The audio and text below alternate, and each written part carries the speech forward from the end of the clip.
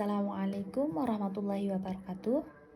Perkenalkan, nama saya Kishfa Aulia. Di sini saya akan menjelaskan tentang sistem pernapasan. Nah, sistem pernapasan terdiri dari beberapa organ-organ yang terlibat dalam pertukaran oksigen dan karbon dioksida.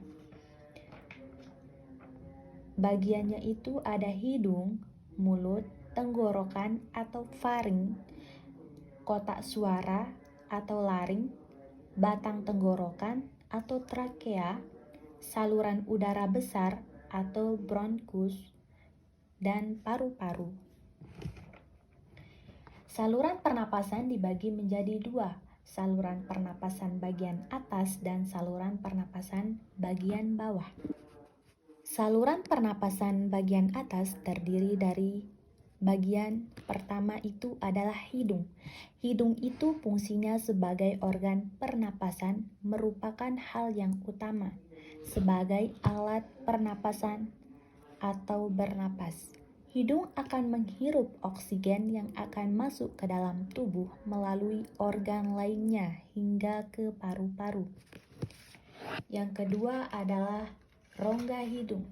Rongga hidung sebagai indera pencium pernapasan dan kekebalan, dan tempat masuknya udara menuju tenggorokan. Rongga hidung juga bertugas menjaga kelembapan, suhu, dan tekanan udara di sana. Di dalam rongga terdapat selaput lendir dan bulu hidung. Yang ketiga adalah sinus. Sinus untuk menghangatkan atau melembabkan udara yang dihirup, membantu pengaturan tekanan intranasal, berperan dalam pertahanan tubuh, meringankan tenggorokan, dan memberikan resonansi suara. Yang keempat adalah pangkal tenggorokan atau laring.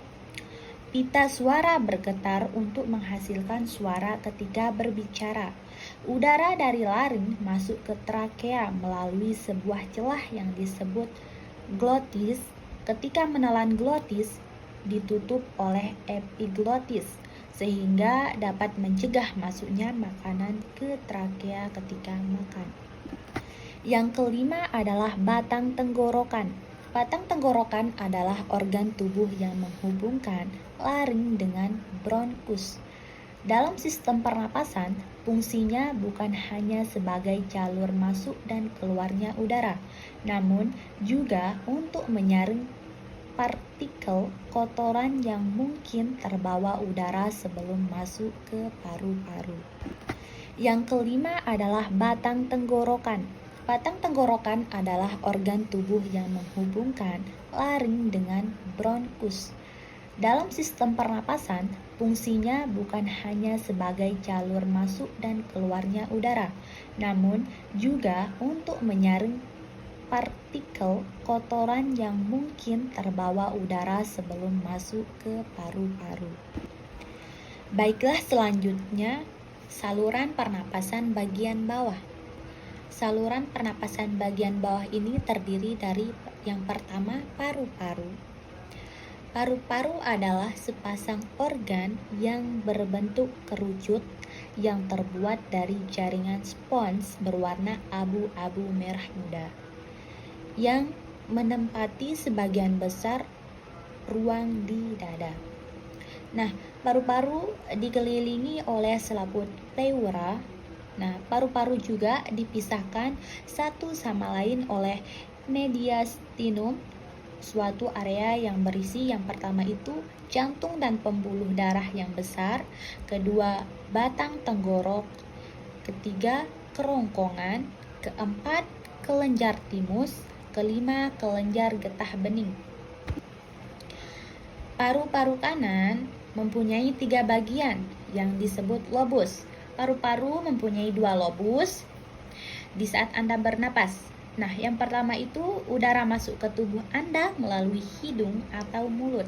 Kedua, udara kemudian mengalir ke tenggorokan melalui laring dan trakea. Ketiga, udara masuk ke paru-paru melalui saluran yang disebut bronkus utama. Yang kedua ada namanya bronkus dan bronkiolus. Apa itu bronkus? Bronkus merupakan saluran penghubung trakea dan paru-paru melalui bronkiolus, sedangkan bronkiolus mengalirkan udara ke dalam alveolus, yaitu tempat pertukaran oksigen dan karbon dioksida. Yang ketiga ada namanya kantong kecil alveolus. Kantong kecil alveolus merupakan pusat pertukaran udara di dalam sistem pernapasan manusia. Jadi, alveolus adalah untuk mengambil oksigen yang masuk ke tubuh dan melepaskan karbon dioksida. Mungkin hanya ini sedikit pelajaran yang bisa saya jelaskan. Kurang dan lebihnya, saya mohon maaf dan terima kasih. Assalamualaikum warahmatullahi wabarakatuh.